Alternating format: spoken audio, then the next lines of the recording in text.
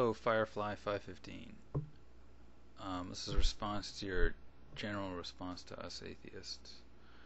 Um, you first stated that we all have faith in something, and then you gave your own definition for the word faith.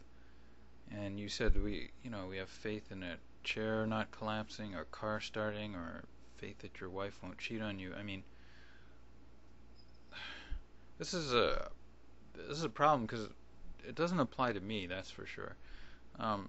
I've had chairs collapse underneath me, and if a car is old and defective, it certainly might not start. And when you're saying, if you have faith in people, that's really the same thing as what you really mean is that you trust people. And you may trust them, but they still might fail. The point is, in each case, the chair may collapse, the car may fail to start, and the people can fail you because they're, not perfect.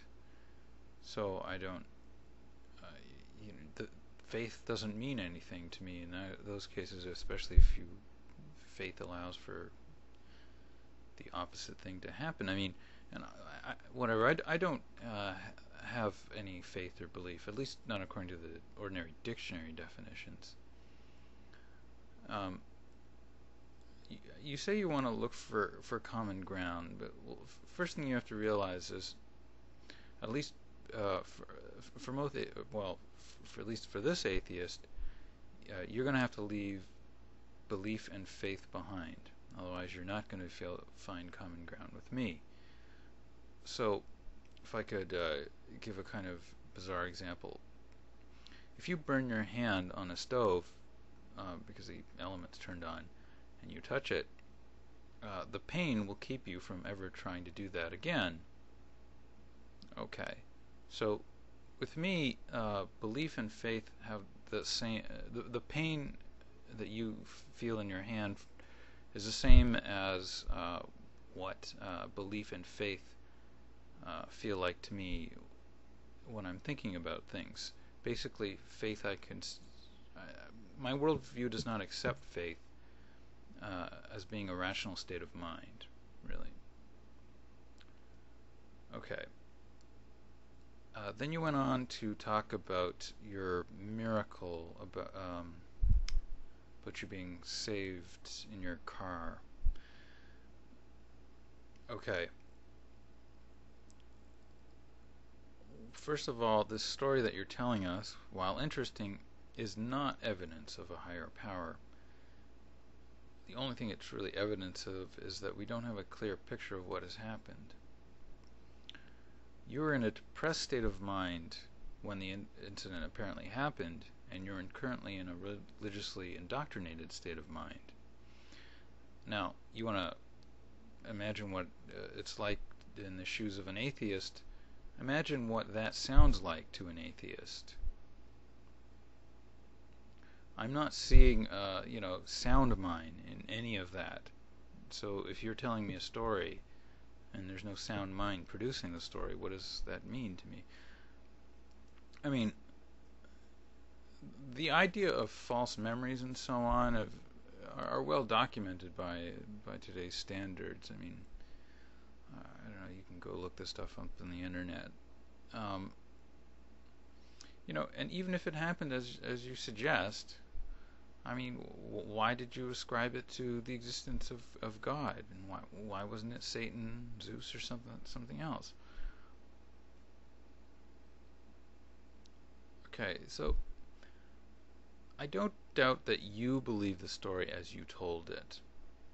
But that's very different from being a complete and useful account of the story to someone like me. Now, you said there was only one of three possible responses. One, that we don't believe you; two, that we don't believe you and are open to conversion; or three, that we're a Christian or something like that. And I mean, that's just ridiculous. I mean, these are three not mutually exclusive choices, and they don't cover all the possibilities. Namely, they don't cover my possibility, which is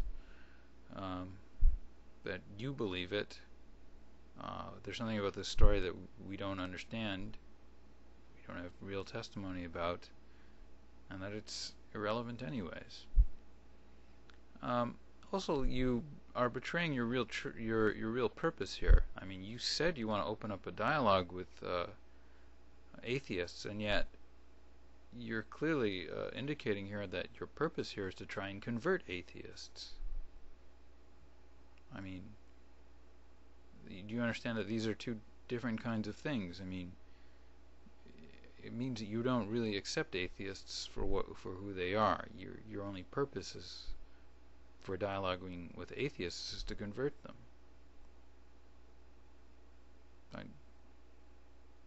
I don't think that's a very honest point of view to be taking. I mean, look, if you really want to convert somebody, I mean, you go into the YouTube search bar and type "convert me challenge." There's a user named Evertune. I think her name is Natalie. Anyways, she's open to be converted by people, especially religious people, apparently. Back to your miracle story, though. I mean, I have a miracle story involving cars as well. Myself, I have been in 3 car accidents that should have been fatal to me. I should not have walked away from either any of these. I don't mean accidents that suddenly our car changed lanes into some safe place. I mean the cars were totaled 3 times, and I was in the car when they were totaled. And I should be dead all 3 times. Of course, I'm alive now, so what should I attribute this to? I mean, should I think that somebody saved me, some higher power saved me?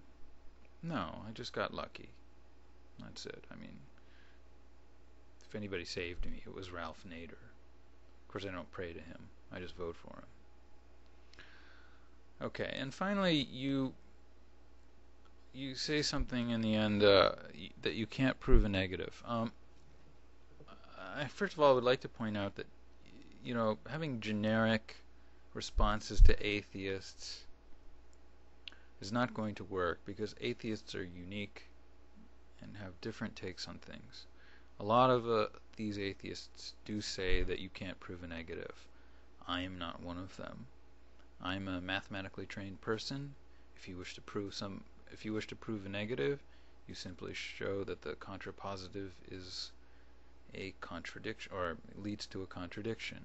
So, for example, if I prove that the biblical definition of God is self-contradictory, then I have proven that he doesn't exist.